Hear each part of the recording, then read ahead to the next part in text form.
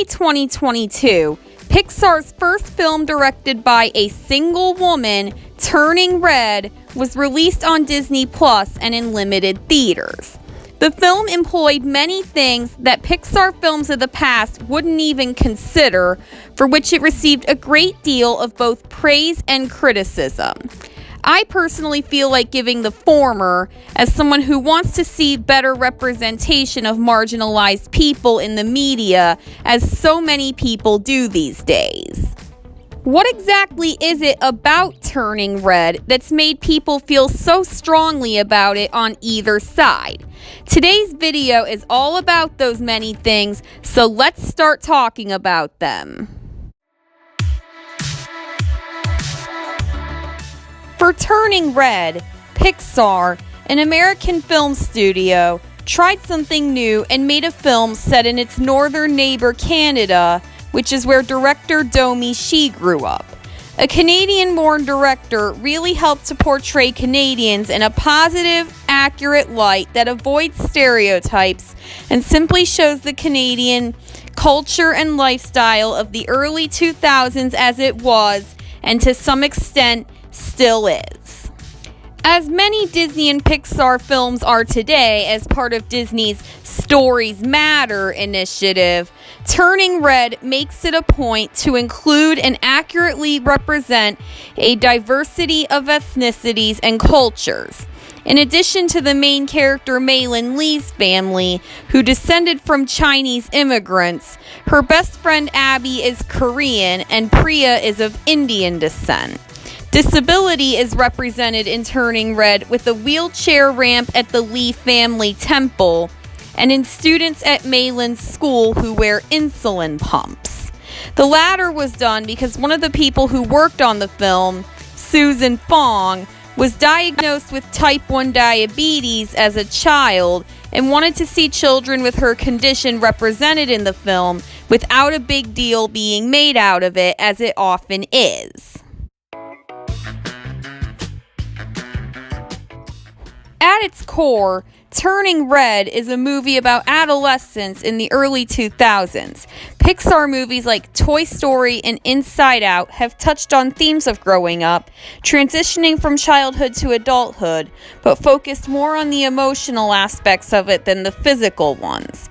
The former are definitely present in Turning Red, with the way Maylin's new ability to transform into a giant red panda changes the way she thinks about and does things, and how she fears it may jeopardize her close relationship with her mother, Ming.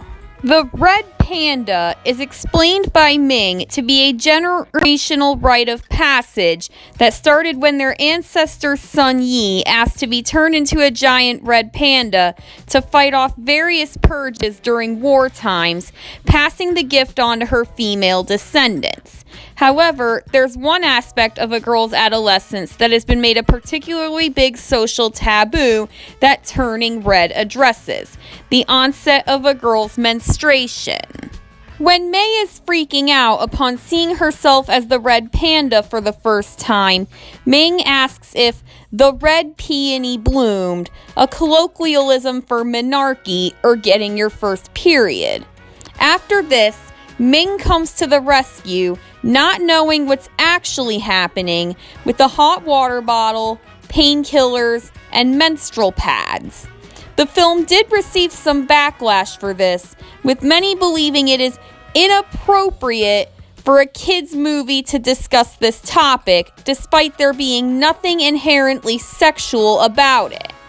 But this is something that kids, particularly the girls who go through it, should learn about early so that they are prepared when it happens to them at the average age of 12, though some get theirs as young as 8.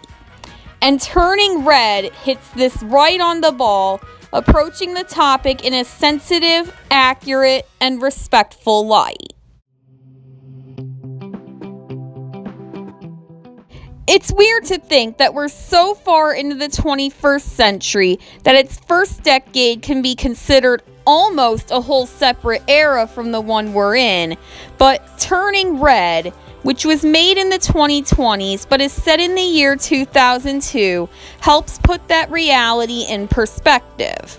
The reason for this setting is that director Domi Shi was herself a teenager during the early 2000s. Apart from the year being mentioned several times throughout the film, things can be seen all throughout it that were common during that year. Most notably, although it's not called by its name at any point, May is shown carrying around a Tamagotchi, which she nicknames Robert Jr., which has since fallen out of fashion. May, her friends, her family, and her classmates also engage in a variety of popular early 2000s trends, including passing paper notes in class, texting with flip phones, filming with the 2000s camera, and party songs like Cha-Cha Slide and Bootylicious.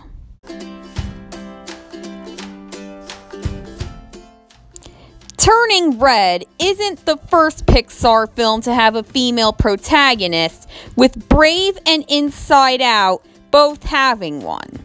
However, it is the first Pixar film with a solo female director and all-female creative team. It was most likely because of this that the friendship dynamic between Maylin and her three besties, Miriam, Abby, and Priya, is portrayed so accurately and respectfully. Female friendships haven't really been portrayed in past Pixar films, and when they have, they're generally shown to be full of drama and backstabbing.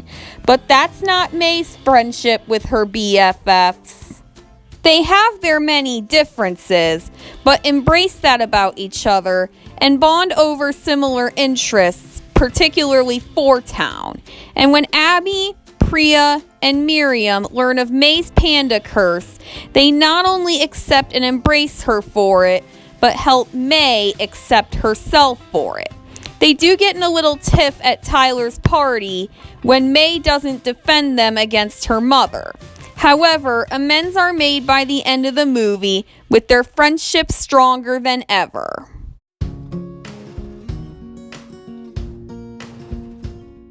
Thank you all so much for watching. Disney and Pixar were already well into a new era when Turning Red was made and released, but Turning Red is definitely the movie that defined this new era, among others such as Encanto. I talk a great deal about all kinds of things that are changing and evolving these days in the many video essays on my channel. Check out some of these essays by clicking one of the links on your screen or on your suggestions list. If you like what you see, smash that subscribe button. It'll be like having your own library card to my library of essays on film, television, music, art, history, theater, politics, current events, and more. It doesn't cost one single penny, so what's stopping you?